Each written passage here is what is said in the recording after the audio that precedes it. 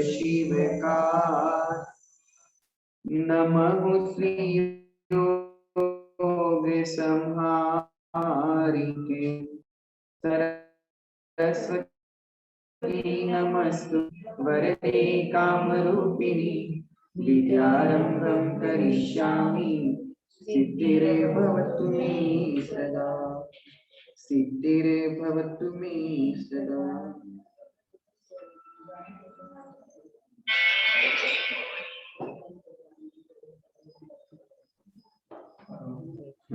आज कोई सुनाने वाला है? सबको आशीर्वाद। आज बहुत दिन बाद अपनी क्लास प्रारंभ हुई है। क्लास प्रारंभ तो करनी थी, परंतु चतुर्दशी पूर्णिमा इस प्रकार के बहुत सारे नाना प्रकार के विकल्प थे और व्यासंग था धर्म का, इसलिए क्लास हो नहीं पाई। कोई बात नहीं,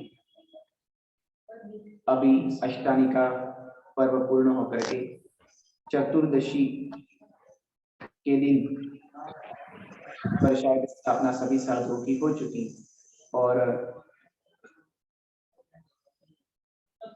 वर्षा योग की स्थापना होने के उपरांत सभी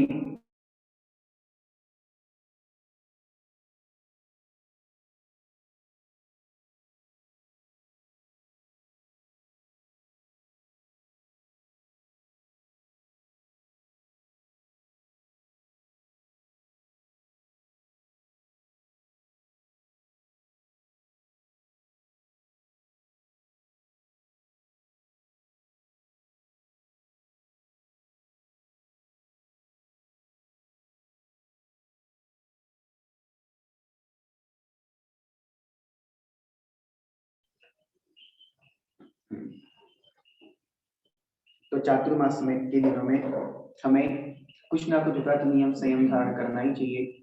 तो आप लोग अपना अपना एक मैसेज भेज सकते हैं कि हम चातुर्मास में ये नियम पालन करेंगे।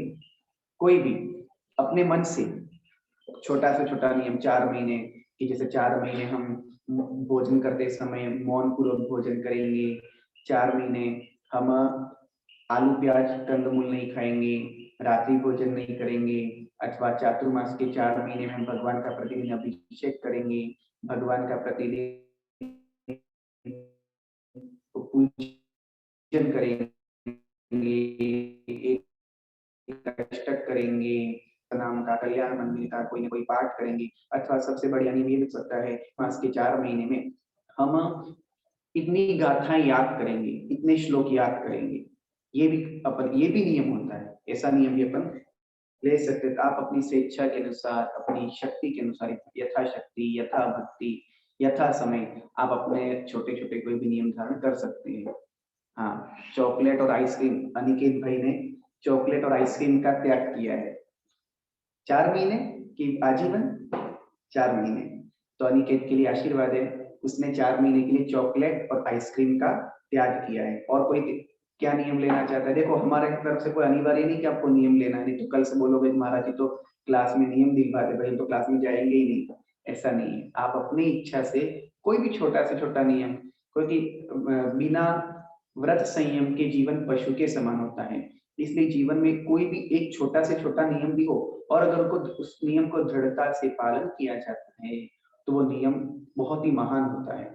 यहाँ तक कि जो अपन मृत्यु महोत्सव ग्रंथ के बारे में उस दिन पढ़ रहे थे, मृत्यु के विषय में, उस ग्रंथ में लिखा है कि अनार्तः शांतिमान मर्त्यो न तिर्यग्नापि नारकः धर्म ध्यानी पुरो धर्म्यो नश्यति त्वमरेश्वर। उसमें बताया है कि जो समाधि के दिन, मतलब जिस दिन मरण को प्राप्त होता है, उस मरण के दिन अगर उसने उपवास पूर्वक मरण किया है, जिस दिन मृत्यु हुई उस दिन अगर उसका उपवास है तो क्या होता है, उस दिन अगर उसका उपवास है तो वैसा जीव ही इंद्र बनता है। इंद्र के पद को प्राप्त करने के लिए आवश्यक है कि उसका मृत्यु के दिन उपवास, जिसका मृत्यु के दिन उपवास है वो कोई जरूरी नहीं कि इंद्र बनेगा ही बनेगा, लेकिन जो इंद्र बनेगा उसका मृत्यु के दिन उपवास होना आवश्यक है। तो देखो, ये त्याग का, नियम का बहुत ही बड़ा परिणाम होता है। इसके फल परंपरा से हमें मोक्ष की प्राप्ति कराने में साधक होते हैं, कारण होते हैं। तो और जिसको भी कोई नियम व्रत संयम ग्रहण करना है तो वो भी स्वेच्छा से कर सकता है। अब अपन आगे चलेंगे। हाँ, चिप्स का भी अनिकेत भाई ने चिप्स का भी त्याग किया है। हाँ, भरत मोरा भट्टे के परिवार से किसने श्रद्धा वगैरह जो भी होंगे उन्होंने क्या नियम लिया है? चॉकलेट और आइसक्रीम। हाँ, चॉकलेट और आइसक्रीम का त्याग है। बढ़िया, अच्छी बात है, आशीर्वाद है। हाँ, चलो अब कुंजल आइसक्रीम, बाहरी बिस्किट चॉकलेट नहीं खाएंगे, कुंजल की दोष। अच्छा, अश्विनी सिद्धांत वगैरह में नियम लिया है, उनके लिए भी आशीर्वाद। नमोकार मंत्र की माला करेंगे। किसने नियम लिया है? कुंजल जी ने नमोकार मंत्र की माला का नियम लिया, उनके लिए भी आशीर्वाद। आलू का भी त्याग किया, बढ़िया, आलू का त्याग आपकी। और प्याज अच्छी दुकान चल रही है अपनी।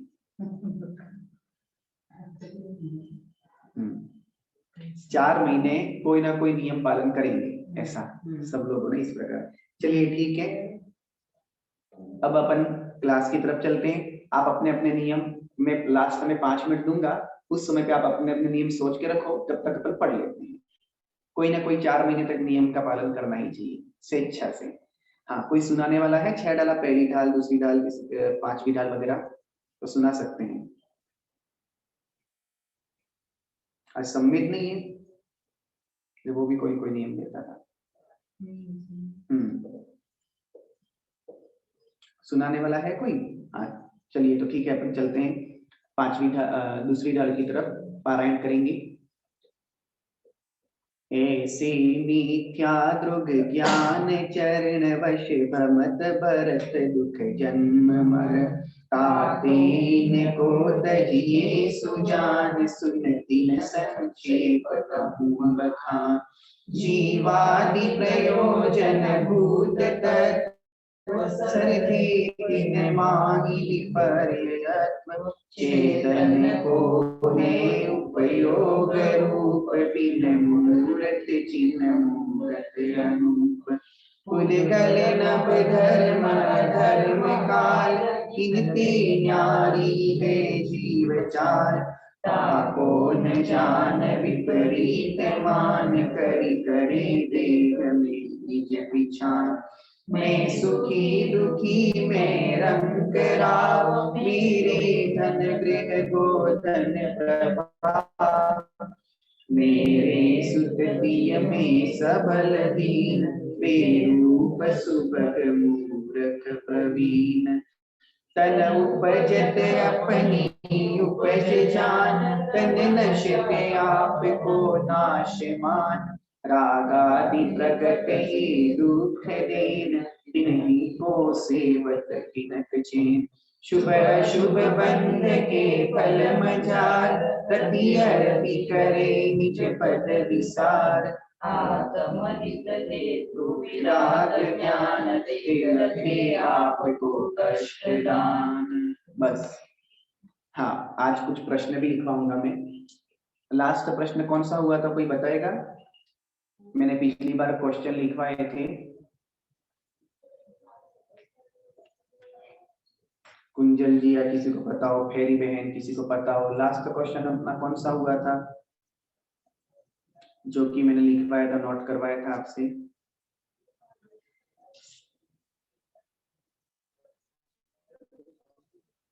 चलिए ठीक है, ग्रहित मिथ्यात्व और अग्रहित मिथ्यात्व के बारे में अपन ने तब प्रश्न उत्तर लिखे थे। अब आज जो अपन ने पढ़ा था, मैं सुखी, मैं दुखी, मैं राजा, मैं रंक, मैं धनहीन, गरीब, इस प्रकार सबल दुर्बल आदि, तो ये सभी लिख लीजिए आप लोग। सुखी किसको कहते हैं? सुखी की परिभाषा लिखिए।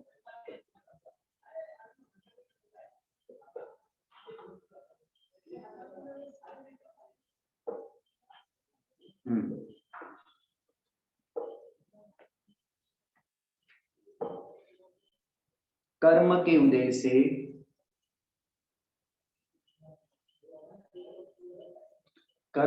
उदय से प्राप्त हुई सामग्री में है ना। पद्य नंबर 4 का प्रश्न लिख पा रहा हूँ मैं, 4 से संबंधित। ये प्रश्न उत्तर आप नोट करें, जब भी एग्जाम होंगे तो इसमें से आपके एग्जाम हो सकते हैं। हैरी बहन आप भी प्रश्न उत्तर सभी नोट करें। सुखी किसे कहते हैं? तो कर्म के उदय में, अपनी सामग्री में जो सुख का अनुभव करता है, कर्म के उदय में प्राप्त हुई सामग्री में जो सुख का अनुभव करता है, दुखी। दुखी किसे कहते हैं? तो दुखी के लिए लिखो, इष्ट वस्तु की प्राप्ति नहीं होने पर, इष्ट वस्तु अर्थात इच्छित वस्तु, इष्ट वस्तु की प्राप्ति नहीं होने पर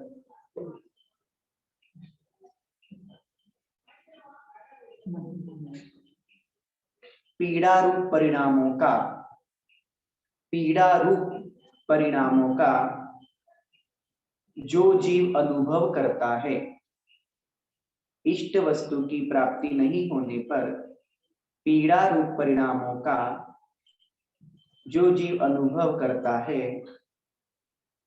उसे दुखी कहते हैं। रंक धनहीन अवस्था, धनहीन अवस्था वाले जीव को रंक कहते हैं। राव धन संपन्न अवस्था को धारण करने वाला जीव राव कहलाता है। धन संपन्न अवस्था को प्राप्त करने वाला जीव राव कहलाता है। सबल, सबल अर्थात वीर्यांतराय कर्म के, वीर्यांतराय कर्म के विशिष्ट क्षयोक्षम से, वीर्यांतराय कर्म के, इसको सबको कुछ शब्द समझ में नहीं भी आते। वीर्यांतराय कर्म के, स्क्रीन शेयर करें ना तो हो सकता है ना, सबको पता चलेगा। कल से आपके लिए स्क्रीन शेयर करेंगे ताकि आप उसको अच्छे से लिख सको। वीर्यांतराय कर्म के क्षयोक्षम से शारीरिक बल,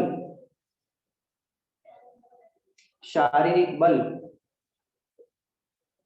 से सहित जीव को सबल कहते हैं। अब दुर्बल या फिर दीन, दुर्बल नहीं, दीन, दीन मतलब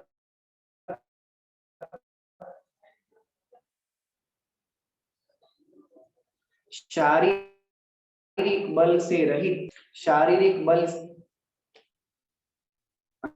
विशिष्ट, विशिष्ट शारीरिक बल से रहित, विशिष्ट शारीरिक बल से रहित जीव को दीन कहते हैं।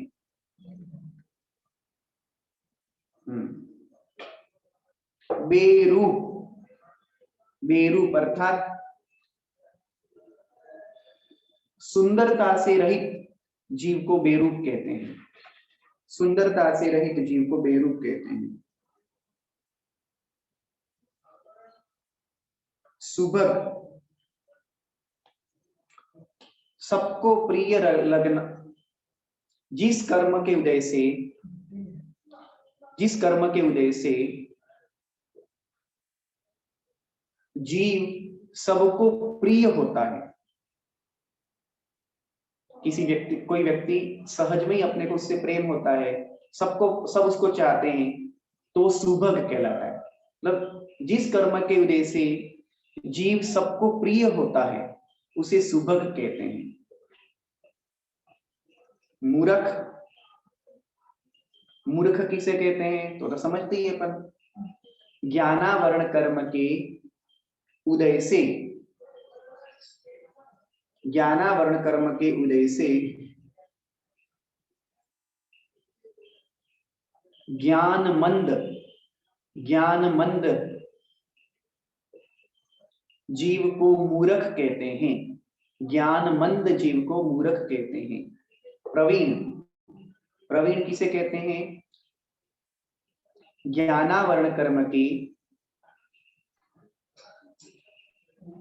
विशेष क्षयोपशम से, विशेष क्षयोपशम से ज्ञान संपन्न जीव को, ज्ञानावरण कर्म के विशेष क्षयोपशम से ज्ञान संपन्न जीव को प्रवीण कहते हैं। ठीक है, चलिए अब आज ही लिखवाया इतना, अब अपन आगे बढ़ेंगे। शुभ अशुभ बंध के फल मजार, रति अरति करे निज पद। आश्रव तत्व के बारे में समझा था। अब आश्रव तत्व के बारे में हमने क्या समझा था कि वो जो जीव है तन को उत्पन्न होना मतलब उस जन्म मानता है, और तन का नाश हो जाना मरण मानता है, और इस प्रकार की जो उसकी विपरीत मान्यता है उसके कारण से राग आदि, जो उसका प्रत्यक्ष राग आदि का जो भाव है उसके कारण से वह आश्रव करता है, क्योंकि उसकी विपरीत मान्यता है। अब अपन उस जीव तत्व की, उस जीव की और क्या क्या विपरीत मान्यता होती है बंध तत्व के विषय में वो अपन समझेंगे। शुभ अशुभ बंध के फल मजार, रति अरति करे निज पद विसार। आत्म हित हेतु विराग ज्ञान, ते लखे आपको कष्ट दान। शुभ अशुभ बंध के फल मजार, कर्म 8 प्रकार के कर्म होते हैं। कितने प्रकार के? 8 प्रकार के। ये प्रश्न भी आपको लिखवाऊंगा आगे। 8 प्रकार के कर्म होते हैं। उन 8 प्रकार के कर्मों में कुछ कर्म शुभ होते हैं, कुछ कर्म अशुभ होते हैं। 8 प्रकार के कर्म कौन से हैं? ज्ञानावरण, दर्शनावरण, वेदनीय, मोहनीय, आयु, नाम, गोत्र और अंतराय। कोई बताएगा 8 कर्मों के नाम? क्लास में कोई बताएगा 8 कर्मों के नाम? कौन बताएगा भाई?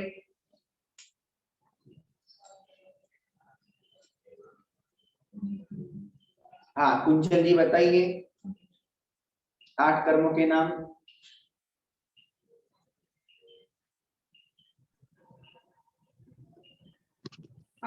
दर्शनावर्णीय, ज्ञानावर्णीय, मोहनीय, वेदनीय, मोहनीय, अंतराय, आयु, गोत्र। दर्शनावर्णीय, ज्ञानावर्णीय, वेदनीय, देखिए इसका क्रम याद रखें। ज्ञानावरण, दर्शनावरण, वेदनीय, मोहनीय, आयु, नाम, गोत्र और अंतराय। ये क्रम से याद करोगे तो अच्छा रहेगा। अब इसमें 4 घाती कर्म होते हैं और 4 अघाती कर्म होते हैं। ये प्रश्न भी अगर लिख लेंगे तो कल मैं लिखवा दूंगा, आज पढ़ लीजिए, कल लिखवा दूंगा। कल स्क्रीन शेयर भी करेंगे तो सबको लिखने में भी थोड़ा सा सुलभता रहेगी। इन 8 कर्मों में से 4 घाती कर्म होते हैं, 4 अघाती कर्म होते हैं। घाती कर्म मतलब क्या? जो जीव के गुणों का पूर्ण रूप से घात करे वो घाती कर्म होते हैं। और अघाती कर्म में क्या होता है? वो जीव के गुणों का घात नहीं कर पाते हैं। जैसे 4 घाती कर्म क्या? ज्ञानावरण, दर्शनावरण, मोहनीय और अंतराय। तो ज्ञानावरण कर्म है, दर्शनावरण कर्म है, ये जो 4 घाती कर्म है जीव के ज्ञान गुण और दर्शन गुण को घातते हैं, अर्थात उनको प्रकट नहीं होने देते हैं। जीव के अंदर जो अनंत गुण हैं उन गुणों को जो प्रकट नहीं होने देते हैं वो घाती कर्म कहलाते हैं। और अघाती कर्म क्या है? जो जीव के गुणों का घात करने में इतने समर्थ नहीं है जितने की घाती कर्म है, इसलिए उनको क्या कहते हैं? अघाती कर्म। तो जैसे घाती कर्म कौन से जो जीव के गुणों का घात करते हैं? तो एक तो ज्ञानावरण, दर्शनावरण, अंतराय, मोहनीय और अंतराय। क्योंकि जो खेल है इन 4 कर्मों का ही अधिक है, क्योंकि जब इन 4 कर्मों का नाश जीव कर देता है तो फिर वो केवल ज्ञान को प्राप्त कर लेता है, वो अरिहंत पद को प्राप्त कर लेता है। फिर बचते हैं उन अरिहंतों के 4 कर्म और, वो कौन से? आयु, नाम, गोत्र और आयु, नाम, गोत्र और वेदनीय कर्म। वेदनीय, आयु, नाम और गोत्र, ये 4 कर्म अघाती कर्म है, क्योंकि इनसे घातिया कर्मों के समान जीवों के गुण का घात इससे नहीं होता है। तो जैसे आयु कर्म है, आयु कर्म का कार्य क्या है? वह किसी ना किसी एक शरीर में टीका के रखेगा, ये आयु कर्म का काम है। जैसे तुम मनुष्य गति में हो, तो मनुष्य के शरीर में आप कब तक रहोगे? जब तक कि आपकी मनुष्य आयु है तब तक। तिर्यंच के शरीर में जीव कब तक रहेगा? जब तक उसकी तिर्यंच आयु है तब तक, 15 साल, 20 साल, 50 साल जो है तब तक। उसी प्रकार से देव नरक का समझो। तो इससे कोई गुणों का घात हुआ क्या? नहीं हुआ। इसलिए आयु कर्म क्या है? अघाती कर्म है। लेकिन ज्ञानावरण, दर्शनावरण, मोहनीय, ये कर्म कैसे हैं? जीव के गुणों को प्रकट नहीं होने देते हैं। ज्ञानावरण ज्ञान नहीं होने देता है, दर्शनावरण दर्शन गुण को घाटता है, और मोहनीय कर्म तो कर्मों का राजा है। इसलिए जीव अपने गुणों, अपनी स्वाभाविक अवस्था को प्राप्त नहीं कर पाता है, तो इसलिए वो घाती कर्म कहलाते हैं। लेकिन आयु आदि अघाती कर्म कहलाते हैं। अब नाम कर्म, नाम कर्म क्या? नाम कर्म का काम क्या है? 4 गति, उसके बाद में शरीर, शारीरिक जो आपकी रचना होती है वो किससे होती है? नाम कर्म से होती है। तो इससे आत्मा के गुणों पर कोई प्रभाव नहीं पड़ता है। फिर गोत्र कर्म का कार्य क्या है? वह उच्च गोत्र अथवा नीच गोत्र देता है। इससे भी कोई गुणों से इसका कोई संबंध नहीं होता है, इसलिए ये अघाती कर्म है। और वेदनीय कर्म, वेदनीय कर्म क्या कराता है? सुख और दुख का अनुभव कराता है, इसलिए भी ये गुणों का घात नहीं कर पाता है, इसलिए वेदनीय कर्म भी क्या है? अघाती कर्म है। तो ये तो 8 कर्म में से मैंने आपको 4 घाती कर्म, 4 अघाती कर्म के बारे में समझाया। 4 घातिया कर्मों के नष्ट होते ही जीव केवल ज्ञान को प्राप्त करके अरिहंत अवस्था को प्राप्त कर लेता है। तब बचे कितने उसके पास में? मात्र 4 अघाती कर्म। कितने बचे? 4 अघाती कर्म। अब जब उन शेष 4 कर्मों को भी जब वह जीव नष्ट कर लेगा तो सिद्ध हो जाएगा वो। इसलिए अरिहंत भगवान के 4 कर्म नष्ट हुए हैं और सिद्धों के 8 कर्म नष्ट हो गए हैं। और आप सबके कितने कर्म नष्ट हुए हैं भाई? एक बार मैसेज छोड़ो, कितने कर्म नष्ट हुए आप लोगों के? 1, 2, 4, 8, कितने कर्म नष्ट हुए हैं?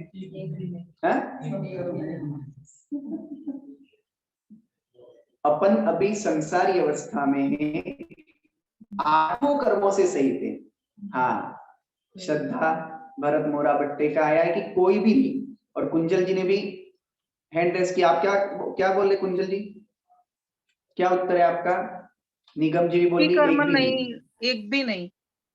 हाँ, एक भी कर्म हमारा नष्ट नहीं हुआ, इसलिए तो अपन संसार में। हमारा क्या है? कर्म नष्ट भी होते जा रहे हैं और नवीन कर्म बंध भी होते जा रहे हैं। और ये तो मीरा ऋषि की अवस्था कर्मों को नष्ट करता है और नवीन कर्मों को आने नहीं देता है, जब संवर करता है तब।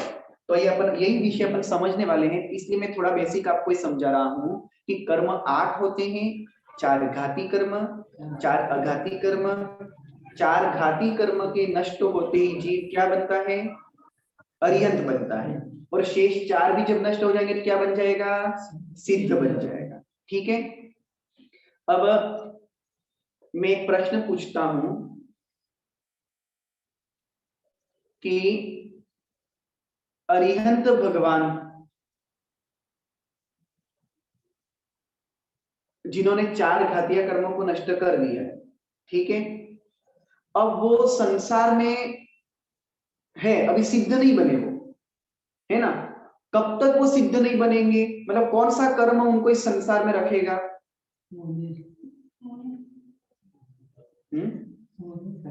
हैंड रेस करो। अरिहंत भगवान जो है वह इस संसार में रहते हैं 8 वर्ष अंतर्मूर्तकम एक पूर्व कोटि तक के वो अरिहंत भगवान इस संसार अवस्था में रह सकते हैं। तो इस संसार में रहने का कारण कौन सा कर्म है अरिहंत भगवान के? क्योंकि 4 घाती कर्म तो उन्होंने नष्ट कर लिए हैं।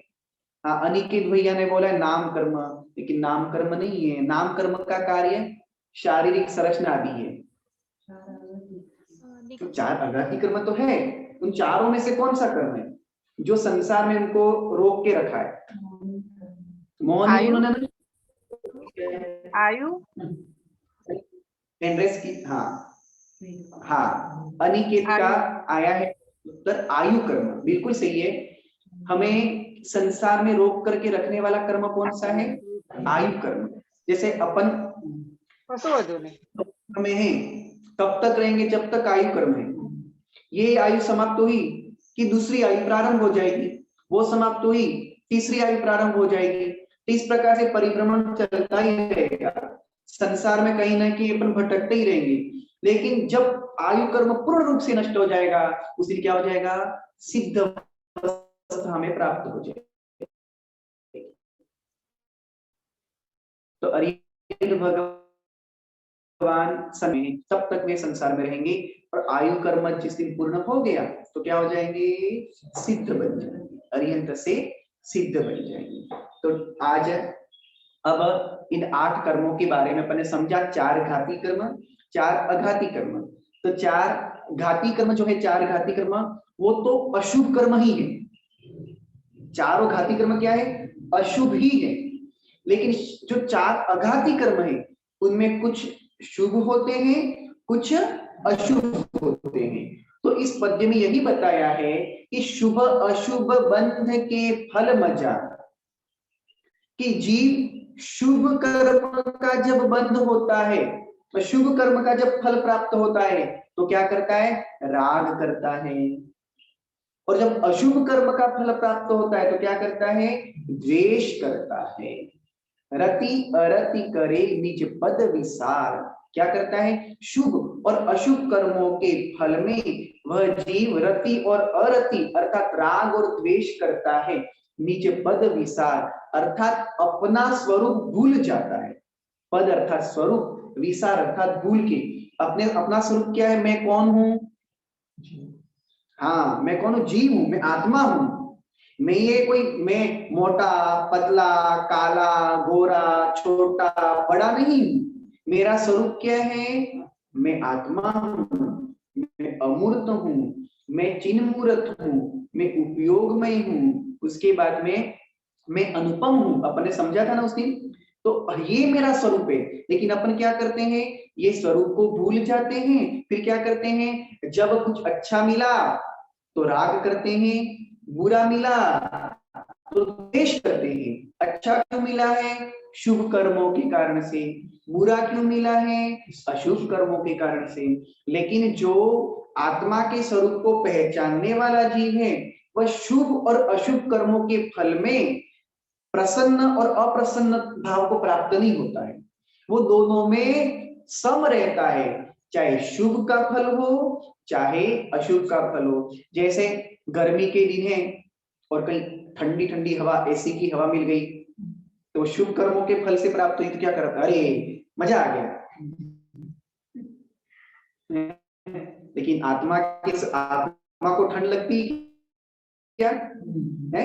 शरीर के द्वारा लग तो आत्मा को ही नहीं, आत्मा का कर्म इसलिए। लेकिन ये तो सब शरीर के लिए है, ठंडा गरम।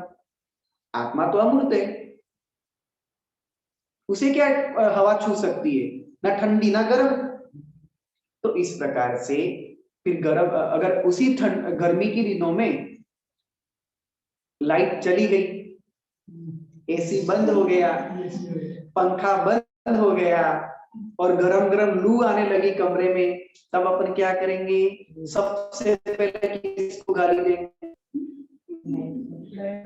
लाइट वाले को। किसको देंगे? तो अशुभ कर्म का जब फल प्राप्त हुआ तो हमने द्वेष कर लिया। वो द्वेष भी किससे किया? लाइट वाले से। उस लाइट वाले का कभी अपन ने चेहरा भी नहीं देखा है। उसको पहचानते भी नहीं है, लेकिन यहाँ घर बैठे बैठे उस लाइट वाले के प्रति कितने बुरे भाव कर दिए कि तेरा ऐसा हो, तेरा वैसा हो, तूने, नाना प्रकार की द्वेष बुद्धि उसके प्रति हमारी हो जाती है। तो ये शुभ कर्मों, लेकिन जो अपने आत्म स्वरूप को समझता है वो शुभ कर्मों के फल में राग नहीं करता है, अशुभ कर्मों के फल में द्वेष नहीं करता है। और संसार से मुक्त होने का मार्ग तो यही है, चाहे अच्छा मिले चाहे बुरा मिले, राग मत करो, द्वेष मत करो। फिर आत्म हित हेतु विराग ज्ञान। देखो शुभ अशुभ कर्मों के फल में तो राग द्वेष करता है, लेकिन आत्मा का हित जिससे होता है, किससे होता है? ज्ञान और वैराग्य से। किससे? आत्मा का हित किससे होता है? हाँ, आत्मा का हित इन शुभ अशुभ कर्मों से नहीं है, आत्मा का हित राग और द्वेष से नहीं है, आत्मा का हित पाप से नहीं है, आत्मा का हित किससे है? ज्ञान और वैराग्य से। अब ज्ञान वैराग्य क्या होता है? उस दिन भी मैं बोला था, समझाने वाला था, लेकिन आज क्या अपन थोड़ा रिवीजन किए हैं, ज्ञान वैराग्य के बारे में आपको कल समझाऊंगा, बहुत अच्छा विषय रहेगा। तो आत्मा का हित ज्ञान और वैराग्य में है, आत्म हित हेतु विराग ज्ञान। लेकिन हम क्या करते हैं? आत्मा का जिससे हित होना है ज्ञान और वैराग्य से, उस ज्ञान और वैराग्य को क्या? ते लखे आपको कष्ट दान। उस ज्ञान और वैराग्य को हम क्या करते हैं? कष्टदायक समझते हैं।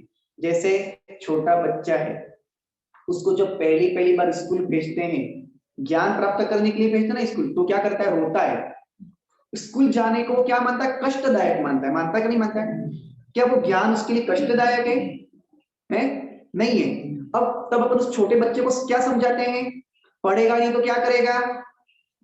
पढ़ेगा तो बड़ा आदमी बनेगा। बोलते भी नहीं बोलते, उस छोटे बच्चे को तो समझाते हैं कि पढ़ना आवश्यक है, ज्ञान प्राप्त करना आवश्यक है। अब लेकिन ऐसा हम क्या अपने आप को समझाते हैं कि अरे ज्ञान प्राप्त करो?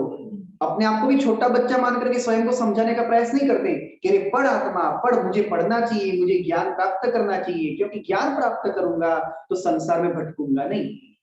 ऐसा हम इस आत्मा रूपी छोटे बच्चे को नहीं समझाते, लेकिन अपने पोते को, अपने नाती को, अपने बच्चों को जरूर समझाते, स्कूल जा, स्कूल जा, स्कूल जा। ऐसा तो वो बच्चा जैसे ज्ञान को कष्टदायक मानता है, वैसे हम बड़े होकर के भी ज्ञान को कष्टदायक मानते हैं। इसलिए जब तक के ज्ञान और वैराग्य को हम कष्टदायक समझेंगे, तब तक संसार के बंधन से मुक्त नहीं हो पाएंगे।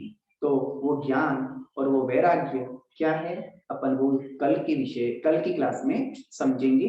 आज इतना ही। अच्छा देखिए, किसी का कोई प्रश्न है तो प्रश्न भी पूछ सकता है। अब कल से सभी अपने साथ नोटबुक डायरी वगैरह लेकर के बैठना। सबको हम जो भी क्वेश्चन या कोई विशेष बात आती है उस समय हम आपको बताएंगे। हाँ, आयु कर्म, हाँ प्रश्न आया है। अब अपन 5 मिनट प्रश्न के लिए रखते हैं। प्रश्न आया है अनिकेत भैया का कि आयु कर्म, एक बार फिर से प्रश्न भेजिए, मैं अच्छे से पढ़ नहीं पाया। नमस्ते मनीषी, जिन किसी को प्रश्न पूछना वो अपना हैंड रेज कर दिए, आप पूछ सकते हैं। आप हैंड रेज कर दीजिएगा, हाँ, कर देंगे। आवाज नहीं आ रही है, आवाज नहीं आ रही। कौन बोल रहा है? हाँ, क्या बोल रहे हैं? हैंड रेज कर दीजिए, जिस किसी को भी बोलना है यहाँ से अनम्यूट कर दिया जाएगा आपको, आप प्रश्न पूछ सकते हैं।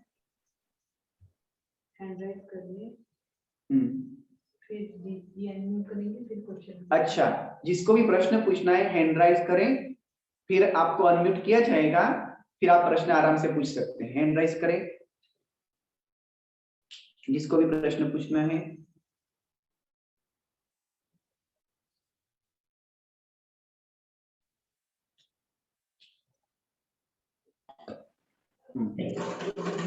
नमस्ते मनीष। आशीर्वाद। कौन? अनिकेत? हाँ मनीष। हाँ अनिकेत जी बोलो। मनीश्री, आयु कर्म मंत्र के प्रभाव से बढ़ सकता है क्या? देखिए, आयु कर्म ऐसा है, जो जीव जिस प्रकार की जो आयु लेकर के आया है, उस आयु कर्म का जब एक बार उदय होने लगता है, उसके बाद उसमें बढ़ना घटना नहीं होता है। उसमें जो उत्कर्षण अपकर्षण होना है वो उसका उदय में आने के पूर्व ही होगा। मतलब कैसे? जैसे हमने अगले भव के लिए जो आयु बांध ली है, मान लो देव आयु, तो उसमें जो उत्कर्षण अपकर्षण बढ़ना घटना अभी हो जाएगा, लेकिन एक बार उदय में आ गया उसके बाद में उसमें कुछ भी परिवर्तन नहीं होता है। परंतु इसका मतलब ये नहीं कि मंत्र कुछ लाभदायक नहीं है। उस मंत्र के प्रभाव से उसे जितनी आयु मिली है अगर किसी जीव को, तो क्या होगा, उस जीव के परिणामों पर प्रभाव पड़ेगा मंत्र आदि से। और उस जीव की अगर उसमें अनुमोदना है मंत्र, उसको इस प्रकार की वर्गणा, इस प्रकार का वातावरण प्राप्त होगा कि वो आयु के अंतिम क्षणों में समता परिणामों के माध्यम से वह प्राण त्याग करेगा। यह उसका प्रभाव होता है। लेकिन फिर भी हमारे जीवन में कोई अपमृत्यु अपघात आना है, आयु कर्म जितनी लेकर के आए हो उतनी आप भोगोगे, ठीक है, उससे अधिक तो नहीं होगी लेकिन उससे कम हो सकती है। कैसे? अपमृत्यु, कभी एक्सीडेंट हुआ तो आप अगर 50 साल की आयु लेकर के आए हो लेकिन बीच में एक्सीडेंट हो गया तो 25 साल में भी मृत्यु हो सकती है। फिर क्या होगा, आप जितने आयु कर्म के निषेक लेकर के आए थे, जो निषेक 50 साल तक के एक एक बूंद, जैसे पानी निकलता है, एक टंकी है उसमें नल चालू कर दिया आपने, तो वो 1 घंटे तक वो पानी टंकी का खाली होगा। 1 घंटे तक मतलब उसमें पानी निकल सकता था, वो टंकी 1 घंटे में खाली होना थी। लेकिन उसी टंकी को फोड़ दिया तो वही टंकी 2 मिनट में खाली हो जाएगी। तो पानी तो उतना था। उसी प्रकार से आयु कर्म के निषेक तो आपके पास में 50 वर्ष के हैं, लेकिन कोई एक्सीडेंट आदि के माध्यम से अगर कोई इस प्रकार की घटना घट गई तो वही आयु कर्म रक्त क्षय, विष का सेवन करने से या फिर संकेत परिणामों से, नाना प्रकार के कारणों से वो आयु के निषेक शीघ्रातिशीघ्र झड़ जाते हैं और वो जितनी आयु लेकर के हम आए थे उस आयु को हम कम समय में ही भोग लेंगे और हमें 50 वर्ष की आयु के निषेक 25 वर्ष में हमारे झड़ सकते हैं। ठीक है, समझ में आया अनिकेत आपको? हाँ मनुष्य, नमस्ते। और कोई प्रश्न किसी का? नमोस्तु गुरुदेव। किसी का? गुरुदेव आपने बोला ना धन संपन्न अवस्था को प्राप्त करने वाला जीव क्या कहलाता है? वो सुनाई नहीं दिया था। धन संपन्न अवस्था को प्राप्त करने वाला जीव क्या कहलाता है? राव। अच्छा, RAV, राव जो धनी कहलाता होता है वो राव कहलाता है। हाँ। नमस्ते। हाँ, अब क्वेश्चन सबके खत्म हो गए हो तो किसी ने सोचा हो 4 महीने तक के कोई हम ये नियम पालन करेंगे वर्षा के 4 महीने में, तो वो अपना अपना नियम यहाँ पर प्रेषित कर सकता है। वो या तो हैंड रेस करे तो उसको बोलने का अवसर दिया जाएगा। हाँ, इस कुंजल जी ने नियम लिया है, अनिकेत ने नियम लिया है, श्रद्धा ने नियम लिया है कि हम 4 महीने आइसक्रीम और क्या चिप्स वगैरह नहीं खाएंगे, चॉकलेट नहीं खाएंगे, आलू प्याज नहीं खाएंगे। सबने ऐसे अलग अलग अपने स्वेच्छा से नियम लिए हैं। तो वर्षा के दिनों में नियम ग्रहण करना चाहिए। है किसी के भाव कोई तो हैंड रेस करें और नियम ग्रहण कर सकते हैं। नमस्ते गुरुदेव। आशीर्वाद। मैं चौमासे के 4 महीना आलू का त्याग करती हूँ और आइसक्रीम नहीं खाऊंगी। हर रोज सुबह में छोटा वाला सामायिक करूंगी और जब तक बने तब तक ओनियन और गार्लिक का पक्का नियम नहीं लेती हूँ गुरुदेव। जब तक बने ना तब तक 4 महीना नहीं खाने का ट्राई करूंगी। बाकी आलू का कंप्लीट त्याग। अच्छा, ठीक है। नमोकार मंत्र की माला रेगुलर करूंगी। हाँ, बढ़िया, ठीक है। आशीर्वाद आपके लिए, आपका ये नियम अच्छे से पले। और किसी अष्टमी का और नियम? 14 को सब्जी नहीं खाने का त्याग करती हूँ। अष्टमी और 14 को। हाँ, बढ़िया। नमस्ते। और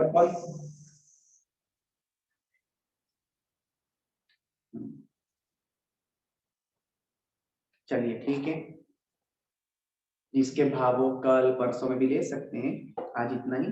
बाकी अपन अब कल की क्लास में नोटबुक पेन डायरी वगैरह आप लेकर के बैठे, आपको क्वेश्चन आंसर वगैरह लिखवा दिए जाएंगे।